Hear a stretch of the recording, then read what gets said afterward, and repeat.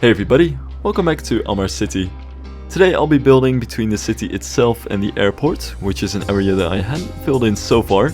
And I think it's a very good area to try and experiment a little bit with some new stuff. So for once I built a sunken highway, a little bit more about that later because it's a bit of a weird thing for this series really. But also some experimentation with the foliage to see how we can make the transition between the city and the desert happen. And I'm also kind of adding a small office district near the airport since that felt like a nice conclusion to the airport area as well. So without further ado, let's get into the time-lapse. Alright, now I'm starting off with the sunken highway since I put that in the title, so I might as well make it the main thing here. To be honest, I already built the highway itself in the first episode of the airport, I believe. So the highway itself isn't something that I'll be working on, but it's mostly the detailing around it, and I think that's why this feels so weird to the city in multiple aspects. I've always said that this city isn't really about the detailing, and it definitely isn't about starting to build highways everywhere and making a very typical American or even a typical city skyline city. It's more about the planning ideas behind the city and trying to just experiment with how you can make a city in the Gulf that's not as car dependent as the current biggest cities in the Gulf area are. And this just kind of goes against that. The very idea of having sunken highways in the middle of cities, as popular as they might be in city skylines, are wildly unpopular in real life, and it's not something that I would realistically want to place in a city like this. But there are a few reasons why I did want to do that. One of them is just that I just wanted to try this. Quite honestly, I just wanted to see what it could look like and experiment a little bit with the detailing, because frankly, detailing isn't too big of a focus in this series either. So I just felt like it would be fun to try and mess around with this, but also because I felt this could realistically be a road bottleneck, since this is the road leading into the rest of the city. And I also didn't want this to all just be at street level, so I'm trying to experiment with how you could have this kind of sunken highway and see how you could at least make it somewhat livable and not completely divide the city, because that's kind of the main issue that you have when you're building a sunken highway through the middle of your city. You're kind of dividing two different sides, granted that you don't have enough bridges, and it's also a big source of pollution. At least one that I know of, and that's also been an inspiration in this build, is one going through the middle of Rotterdam, where pollution was a big issue, both noise but also just general pollution of the air. But something that I thought was very interesting, and why I planted so many trees alongside this one, is that adding the trees alongside that sunken highway is something that's a bit of a solution to both of these issues. At the very least, it's something that cleans the air quite a bit, and in the case of Amar City here, should hopefully cool it down a little bit as well. So even though we do have the sunken highway going on here on that very main sort of traffic nerve going into the rest of the city, I at least try to fill it up with as much foliage as I could, and make it also as narrow as I could, hence why there aren't any streets on the sides. It's really just some sidewalks on the side, to at least make it, hopefully, as livable as I could. But then again, I really just wanted to try and make a sunken highway like that. And the basic detailing is really just some planters and trees along the sides, although I also have that main divider with some fences and palm trees in the middle. The big thing here is that it's kind of preventing this collision between the ring road and the road going into the city. The only issue is that it does mean that the connection of this neighborhood that I'm working on at the moment to the rest of the world, or the rest of Bahrain I suppose, is not quite too good. It's gonna have to go through the same intersection that the airport roads are gonna have to get through, but for the rest of the city it should cut through one intersection. My main issue that I was in the end not too concerned about was that I didn't want the entry roundabouts of the city to just be spreading out from the highway. I didn't want to have like a highway that ends with the roundabouts that's in the middle of the city, because it just means that you can just speed up to the roundabout and just keep speeding through there. It's not exactly the kind of environment where you'd want to drive slowly, even though I want to have people driving slowly through that roundabout. So there is still an intersection before you go into the roundabouts, and I will still put some traffic lights in there just to make sure that people don't speed into the rest of the city. But yeah, in general, I know that adding the Sunken Highway doesn't make all of the sense compared to what I've been doing so far in the city and how much I've been focusing on getting the cars out of the streets, but it's just something that I quite honestly wanted to try. A bit of a guilty pleasure, if you will. Now here I'm working on the office districts, and I reckon that's a little bit more interesting than just doing all of those boring residential districts, which we have so many of already. Normally, I don't actually want to separate my zones in the city too much, so I'm saying residential districts, but there's just quite a bit of general mixing of zones throughout the city. But this is very strictly and clearly an office district, I reckon. And I'm just trying to kind of build a wall of buildings between the airport and the rest of the city here, quite honestly, which should hopefully curb with some of the issues of maybe noise that you might be having from that. I'm not too sure how much sense that makes, because technically there isn't really a case where I think that's done. But I just figured it would be nice to finish off this area like that.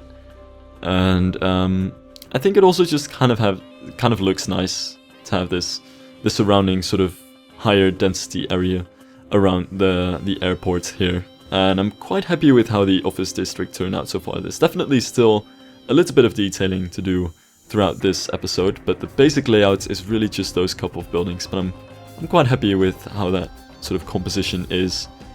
And also I keep building more of the Russian buildings throughout the city. They actually fit very well for the general theme. Many of them are still a bit too large for the scale of the city, but I found a few that actually work quite well, so I put those on the residential side of things. So yeah, we have quite a few tall buildings around the edge of the airport here, but I'll be filling the rest of the neighborhood in pretty much in the same way as I've been filling in the rest of the city. And this is one of the things which is extremely time consuming about the city, so it's one of the things that I hope to get done as quickly as I can, and one of the reasons why I may make the city a little bit smaller than my original plans were. Which means I'm still going to add a couple of neighborhoods, but I'm not going to add that many more. I think it's already quite sizable, and I'm not going to go with quite as many artificial islands to the city as I was originally going for. Simply because adding all of these neighborhoods, like these basic neighborhoods that we've seen quite a few of in the city already, is just such a standard thing that it's almost become a sort of routine to do them. And the last thing that I want is anything that I do in the game to start feeling like a routine. Like, not only is it just kind of killing and not so fun anymore for myself, I just think it kind of kills creativity as well. And that said, I also just have some ideas that I really want to start at some point in the future. And the longer I'm working on Amar City, the longer it's going to take before I can start on those ideas. As a side note, I don't think I've ever talked about these in videos, but I get some comments about them. My current idea that I've been having for many months now is to start a Japanese city. And another one is to start a new Dutch city. I know I've already had a Dutch city, but I would love to get into some modern Dutch planning. But yeah, those are some ideas on my back burner that I'm still downloading assets for and trying to prepare for. But for the time being, we're in Amar City, so yeah, let's get back to the present. Just wanted to say that this is still some stuff that you might be seeing at some point in the future. And some of the stuff why I don't actually want to start spending too much time on Amar City. The main things that I want to get into are really some of the more interesting stuff, like getting to a university or hospital, or hell, the solar panel fields outside the city. There's plenty of stuff to talk about there. For now here, I am also finishing off the office area. The new asphalt decals, or well, the mod in general is super revolutionary, and I'm still extremely happy that we can actually finally get some realistic parking lots. So that's something that I'm extremely hyped about still. And it especially works for these sort of small in-between areas where, even though I'm not exactly building American-style parking lots of a grand scale, it still adds a lot to the area to be able to just add these smaller parking lots with actual asphalt, and in a much more realistic sense than you ever could with the in-game sort of concrete parking lots, which basically make no sense. The only thing that was kind of difficult about this area though is getting that transition from the office area into the rest of the city, but I guess that's also kind of a problem of having the rest of the city be this close to the airport. It's honestly, it's a very tight fit right there. So as for all the street decoration, and this is one of the reasons why these neighborhoods are kind of killing, because every building of course has to be placed separately, but also all of the decals for the ground textures have to be placed instead of just being able to line them out like regular roads, and all of the planters and trees have to be placed alongside the roads as well. It's just something that ends up taking a lot of time, and it's the kind of stuff that I kind of very secretly hope I don't have to do too much in the future anymore. Although I do have to say, playing with decals of course did turn into one of the most revolutionary things in City Skylines, and it's kind of difficult since there aren't too many desert fitting decals, but they're still one of the best things that I think have come out of this game. They do end up taking a lot of time if you want to get into a general sort of detail when it comes to a city of this scale where pretty much everything is hand placed.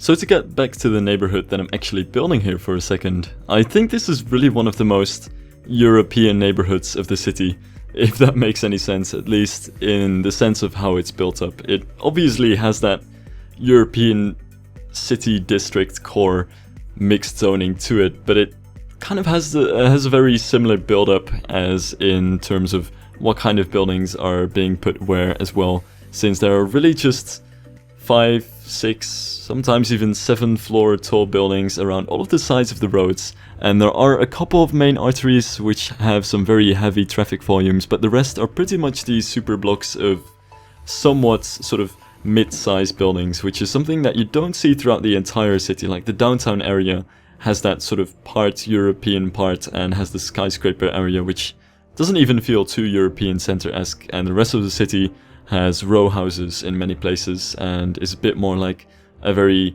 tight-fitting, high-density suburb.